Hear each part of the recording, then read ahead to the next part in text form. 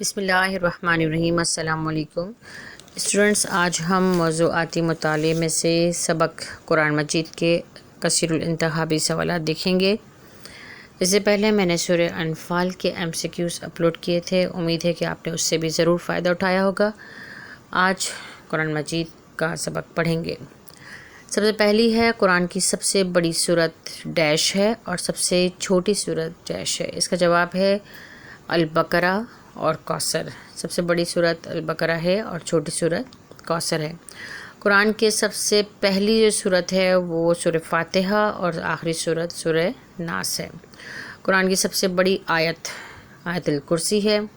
Dash کو قرآن کا دل کہا جاتا ہے۔ اس کا جواب ہے یاسین، سورۃ الیاسین کو کہا جاتا ہے۔ ڈیش کو قرآن کی دلہن کہا جاتا ہے۔ اس کا جواب ہے سورہ رحمان۔ قرآن ڈیش سال کے عرصے میں نازل ہوا۔ اس کا جواب ہے تقریباً 23 سال کے عرصے میں۔ قرآن کی سب سے زیادہ پڑھی جانے والی سورت کا نام ڈیش ہے۔ اس کا جواب ہے سورہ فاتحہ، کیونکہ اس کو ہم نمازوں میں بھی پڑھتے ہیں۔ قرآن پاک میں ڈیش سجدے اور ڈیش منزلیں ہیں۔ اس کا جواب ہے 14 سجدے اور 7 منزلیں۔ قرآن پاک ڈیش تک بندوں کی ہدایت کا ذریعہ رہے گا۔ اس کا جواب ہے قیامت تک۔ کاتب وحی کا مطلب ہے وحی لکھنے والا، ٹھیک ہے۔ قرآن پاک حفظ کرنے والے کو ڈیش کہتے ہیں۔ اس کا جواب ہے حافظ۔ قرآن پاک ڈیش زبان میں ہے۔ اس کا جواب ہے عربی زبان میں۔ قرآن پاک ڈیش کے مہینے میں نازل ہوا۔ اس کا آنسر ہے رمضان کے مہینے میں۔ قرآن کے معنی ہیں پڑھی جانے والی کتاب۔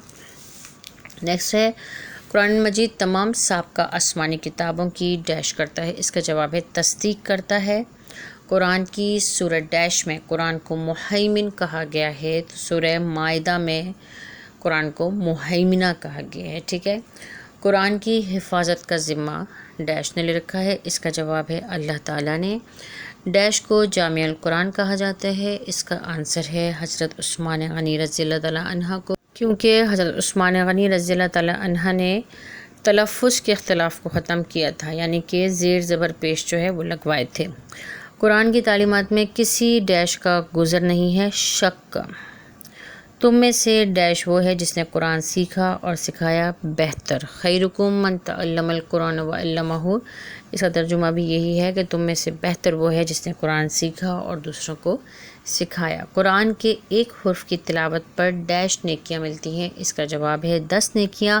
جیسے کہ ہم بولتے ہیں الف لام میم، تو الف لام میم کو پڑھنے سے 30 نیکیاں ملیں گی، کیونکہ الف لام میم میں 3 حروف شامل ہیں، ٹھیک ہے جی۔ تو نیکسٹ ہے قرآن پاک کی تدوین کے ڈیش ادوار ہیں۔ 3 ادوار ہیں، ایک آپ صلی اللہ علیہ وسلم کا، دوسرا حضرت ابو بکر صدیق رضی اللہ تعالیٰ عنہ کا، اور تیسرا حضرت عثمان غنی رضی اللہ تعالیٰ عنہ کا۔ 3 ادوار میں قرآن کی تدوین ہوئی تھی، یعنی قرآن کو لکھنے لکھانے کے لیے یعنی کہ ترتیب میں لایا گیا تھا۔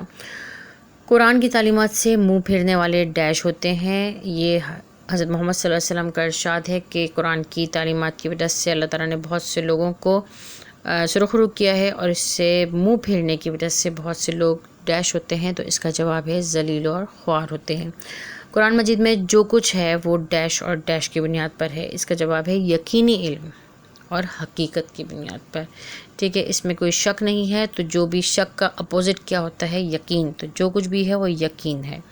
رسول صلی اللہ علیہ وسلم کی رحلت کے بعد ڈیش نے رسول اللہ صلی اللہ علیہ وسلم کے لکھوائے ہوئے اجزاء کو یکجا کروایا تھا، تو اس کا جواب ہے حضرت ابو بکر صدیق رضی اللہ تعالیٰ عنہ کو۔ اور اس کی وجہ یہ تھی کہ جنگ یمامہ جو ہوئی تھی اس میں کافی سارے حفاظ قرآن جو ہے وہ شہید ہو گئے تھے، تو حضرت عمر رضی اللہ عنہ نے کہا کہ اگر ایسا ہوتا رہا تو ہم بہت قرآن کا نسخہ جو ہے وہ ضائع کر دیں گے، تو پھر آپ حضرت ابو بکر صدیق رضی اللہ عنہ نے قرآن کو ایک جگہ یکجا کروایا تھا۔ ڈیش نے اپنے عہد خلافت میں قرآن کی متعدد نقول تمام صوبائی دارالحکومتوں میں بھیج دی تھیں، تو اس کا جواب ہے حضرت عثمان غنی رضی اللہ تعالیٰ عنہ۔ اور وہ کیوں بھیجی تھی؟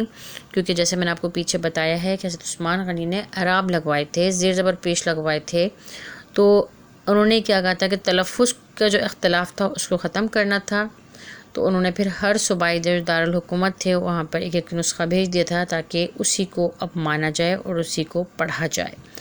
نیکسٹ ہے کہ ڈیش میں ایک مقام متعین تھا جہاں قرآنی نسخوں کو رکھ دیا جاتا تھا تاکہ صحابہ کرام نقل کر کے یاد کر لیں، تو مسجد نبوی میں ایک مقام تھا جہاں پر قرآنی نسخوں کو جو حضرت جبرائیل علیہ السلام آپ صلی اللہ علیہ وسلم کے پاس لے کر آتے تھے، اور آپ صلی اللہ علیہ وسلم اس کو ایز اٹ از اپنے صحابہ کرام کو سنا دیا کرتے تھے، اور اس کو صحابہ کرام جو ہے وہ یاد بھی کر لیا کرتے تھے اور لکھ بھی لیا کرتے تھے، اور لکھنے کے بعد مسجد نبوی میں ایک جگہ جو ہے وہاں بنائی گئی تھی، متعین کی گئی تھی، اور وہاں ان نسخوں کو رکھ دیا کرتے تھے، اور ان رکھے ہوئے نسخوں کو جو ہے وہ صحابہ کرام کیا کرتے تھے، ہر نمازوں میں پڑھا بھی کرتے تھے اور اس کو یاد بھی کر لیا کرتے تھے۔ اس کے بعد نیکسٹ ہے کہ وحی کے لغوی معنی ڈیش ہیں۔ لغوی معنی ہیں اس کے خفیہ اشارہ، ٹھیک ہے۔ وحی ویسے جو لغوی معنی ہیں اس کے خفیہ اشارہ، اصطلاح میں وحی سے مراد وہ پیغام ہے جو اللہ تعالیٰ کی طرف سے اپنے رسولوں کو دیا جاتا ہے، اور یہ حضرت جبرائیل علیہ السلام جو ہے لے کر آتے ہیں۔